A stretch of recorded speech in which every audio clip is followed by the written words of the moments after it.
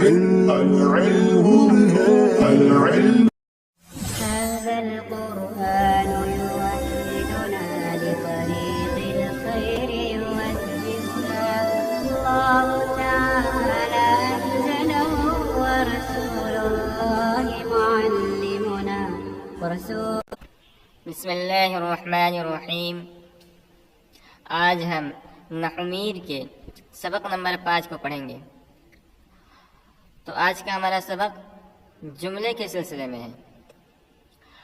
इससे पहले हमने पढ़ा था कि इंसान अपनी ज़बान से जो भी तलफ़्फ़ुज़ करता है उसको लफ्ज़ कहते हैं। फिर उस लफ्ज़ की दो किस्म है, मौजू और मुहम्मल।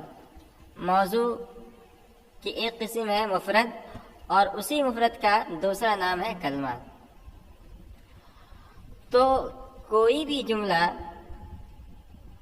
उस वक्त होता है जब उसके अंदर दो कलमे हों। अगर कोई कलमा अकेला है, तन्हा है, तो उसको मुफरद कह सकते हैं, लेकिन उसे जुमला नहीं कहेंगे। जुमला बनने के लिए कम से कम दो कलमों का एक साथ मिलना ज़रूरी है।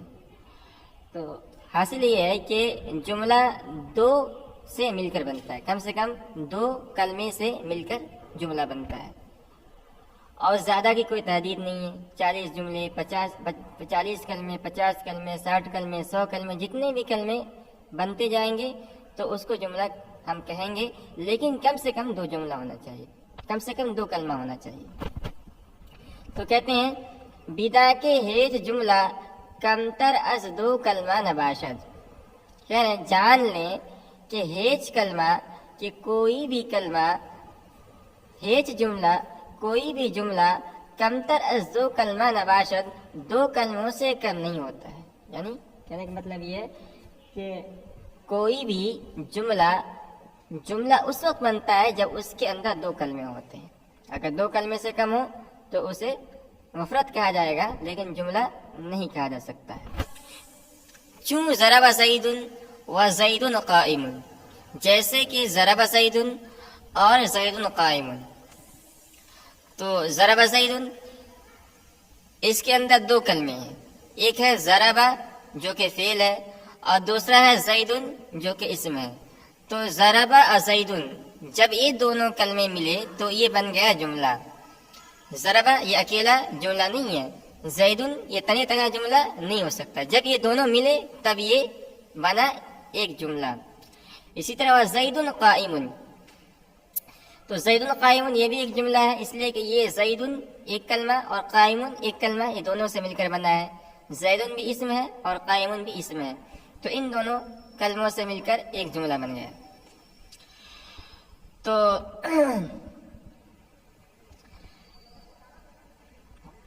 ये कहते हैं कि बिदा के हेज जुमला कमतर अज़्ज़ो कलमा नबाशद, जान लें कि कोई भी जुमला दो कलमे से कम नहीं होता है। ठीक है, अब ये दो कलमे या तो लफ्ज़न होंगी यानी उसको इंसान अपने ज़बान से निकाल रहा हो, तलफ़्फ़ुज़ कर रहा हो, या तक़दीरन होंगी। तक़दीरन का मतलब ये है कि वो इंसान उसका तलफ़्फ़ुज़ न करे, इंसान उसको अपनी ज़बान से न बोले, बल्कि वो छुपा हुआ हो। यानी देखने में वो एक कलमा मालूम हो रहा है, लेकिन उसी एक कलमे के अंदर दूसरा कलमा छुपा हुआ है, दूसरा कलमा उसके अंदर पोशीदा है।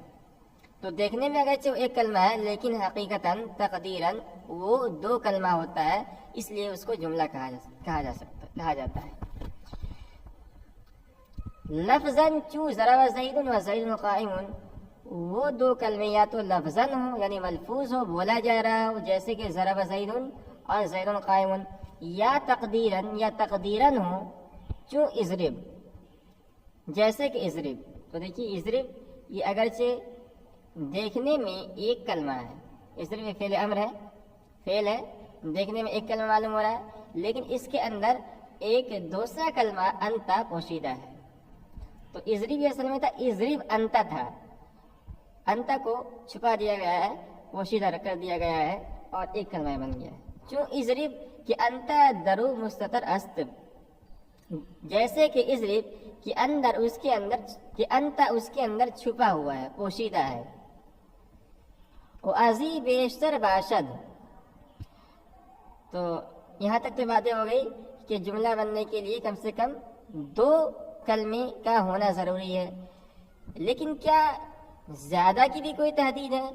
یعنی 100 ہی جملے ہونے چاہیے، 200 ہی جملے ہونے چاہیے؟ کر نہیں، زیادہ کوئی کم ہونے کی تحدید ہے، کم سے کم 2 کلمے ہونے چاہیے، لیکن زیادہ ہونے کی کوئی تحدید نہیں ہے. زیادہ جتنے بھی ہو سکتے ہیں اس کی کوئی تحدید نہیں. وہ ازی بیشتر باشد اور بیشتر حد نیست، اور اس سے زیادہ بھی ہوتے ہیں اور زیادہ کی کوئی حد نہیں ہے. یہ بات یہاں پوری ہو گئی. ٹھیک ہے، تو اب یہ بات ہمیں معلوم ہو گئی کہ جملہ یہ 2 کلمے سے مل کر بنتا ہے اور زیادہ کلمے سے مل کر ہی بن سکتا ہے، لیکن وہ زیادہ کلمے کتنے ہوں گے اس کی کوئی تحدید نہیں ہے. ٹھیک ہے، اب مثال کے طور پر ایک جملہ ہم نے 500 کلمات سے ملا کر بنایا. کوئی جملہ ہم نے بنایا اور اس کے اندر ہم نے 500 کلمات کا استعمال کیا. تو کہہ رہے ہیں کہ جب آپ بڑے جملے بنائیں، کوئی بھی جملے بنائیں آپ، تو اس کے اندر سہولت کے لیے، آسانی کے لیے، اعراب جملے کو صحیح انداز سے پڑھنے کے لیے، اس کے معنی کو صحیح انداز سمجھنے کے لیے چند کام آپ کو کرنا چاہیے. بنا کے چو کلمات جملہ بسیار باشد. جان لیں کہ جب جملے کے کلمات بہت ہوں. ٹھیک ہے، یعنی آپ نے بڑا جملہ بنایا ہے، اسم و فعل و حرف را با یک دیگر تمیز باید کردن. تو اسم، فعل اور حرف کو ایک دوسرے سے علیحدہ کر لینا چاہیے. ابھی جو صاحب کتاب بتلانا چاہ رہے ہیں اس کو ہم آپ کو مختصر بتلا رہے ہیں. کیا ہے مصنف فرمانا چاہ رہے ہیں کہ جب آپ نے کوئی بڑا جملہ بنایا ہے اور اس جملے کے اندر کلمات بہت زیادہ ہیں، تو وہاں پر آپ کو 4 کام کرنا ہے. پہلا کام یہ کرنا ہے کہ اسم، فعل اور حرف کو پہچان لینا ہے کہ اس جملے کے اندر اسم کون سا ہے، فعل کون سا ہے، حرف کون سا ہے. اب سوال پیدا ہوگا ہم کیسے پہچانیں کہ اسم کون ہے، فعل کون ہے، حرف کون ہے، کیسے ہم پہچانیں گے؟ تو اس کے لیے مصنف رحمۃ اللہ علیہ اس سبق کے بعد اسم، فعل اور حرف کی علامتوں کو بیان کریں. ان علامتوں کے ذریعے سے ہم اسم اور فعل اور حرف کو پہچانیں گے. ٹھیک ہے، پہلا کام یہ کرنا ہے. دوسرا کام یہ کرنا ہے کہ معرب اور مبنی کو پہچاننا ہے. اس جملے کے اندر کون سا کلمہ معرب ہے تاکہ ہم اس کو اعراب دیں گے، اور کون سا کلمہ مبنی ہے، تو مبنی اگر ہوگا تو اس کو اعراب مبنی دیں گے. تو معرب اور مبنی کی پہچان بھی کر لینا ہے جملے کے اندر. ابھی پھر بھی سوال ہے ہم کیسے جانیں گے کہ معرب کون سا کلمہ ہے، مبنی کون سا کلمہ ہے؟ تو اس کے لیے صاحب کتاب ایک فصل لائیں گے اور اس کے اندر معرب اور مبنی کی تعریف بتلائیں گے، تو اس کے ذریعے سے آپ معرب مبنی کو پہچان لیں گے. اسی طرح عامل اور معمول کی پہچان کرنا ہے.